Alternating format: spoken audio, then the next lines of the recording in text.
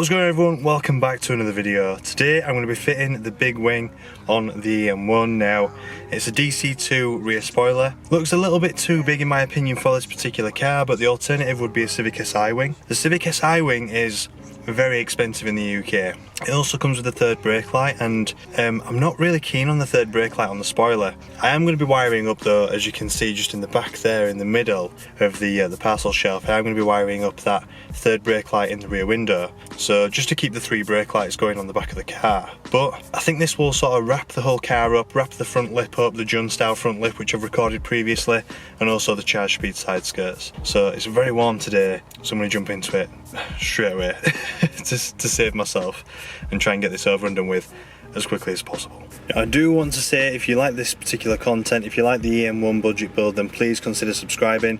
I do want to give a quick shout out as well, and if you want a shout out, please comment below. I do want to give a quick shout out to Keith Joes and Techwood123, both of which commented on the side skirt install video. So thank you very much for commenting, and yeah, let's get straight into it. So I've just popped the boot, and this is the standard spoiler. As you can see, it's a little bit lacking, especially when you consider it and consider how aggressive like the side skirts are and the wheels. I think it does need, you know, quite a big spoiler to sort of continue that look. And nothing says 2000s tuner car more than a big wing. So this is the light assembly for the rear wing, and as you can see, there's a bulb there with a socket ready to go, but the wiring's used for the spoiler wiring loom. So I just need to unplug this, plug it in there. There's already a bulb in, I've just checked. So we'll have we'll have a working third brake light in no time. Very convenient, thank you Honda. So that was pretty easy. I just disconnected one and plugged the other one in. Nice and simple. The spoiler was just two 10mm, as you can see there. Nice 10mm sized holes, and the spoiler's third wing just had a couple of like push pin connectors, so that's them pulled out from that hole there. But as you can see, we've got quite a bit of damage there to the paint on top, so I'm going to give this a quick clean and put a like a plastic cover over this area, and hopefully it'll look like a spoiler sort of pressure pad, you know, something that displaces the pressure on the boot lid.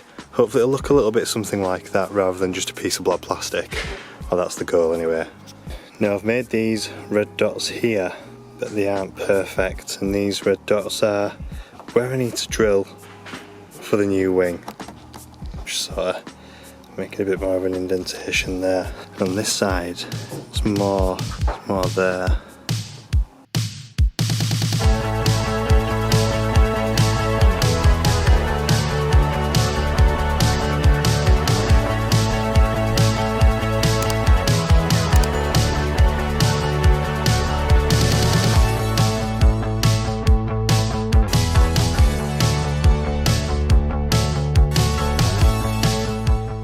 Now the test fits are complete and I am over the moon with it. It looks absolutely sick. Now what I do need to do is I need to address, as I mentioned before, these like wear marks here into the paint, and also this hole here that was used for the wiring for the previous spoiler, and yeah, this wear here.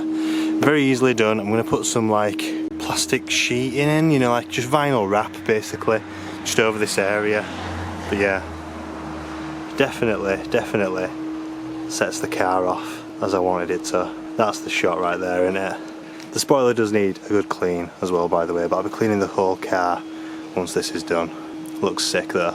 I think it actually looks better than what the SI would do with the 17-inch wheels, with the charge speed side skirts, etc, etc. I think it ties the car in, whereas the SI spoiler, I think that definitely ties in the OE side skirts and the OE front lip much better than what the DC2 one does. I think the DC2 spoiler with the OE side skirts and front lip, I think it just looks OTT, the DC2 spoiler with the OE skirts and lip, but that looks mint. So this is what I've come up with, and the spoiler just sort of sits over it, and this is sort of hidden, if you like, by the arc of the spoiler anyway, but it doesn't look out of place. It looks quite nice. So I've just covered up the third unnecessary hole that we don't need, although it doesn't really matter if they do leak, these holes. This one it does because it goes into the boot, and that's nice and sealed by this large area of plastic. This hole here that went to the wiring for the third brake light, that's nice and covered, shouldn't leak. But if these leak, these three, it doesn't really matter because it goes into the channel for the boot anyway. So I'm not really worried about this third hole. It's just a bit of a precaution really to stop rust. And I'll also try and do something similar on the underside. But yeah, I'm going to throw the spoiler on now, get it bolted down with a couple of 10mm, and that will be it.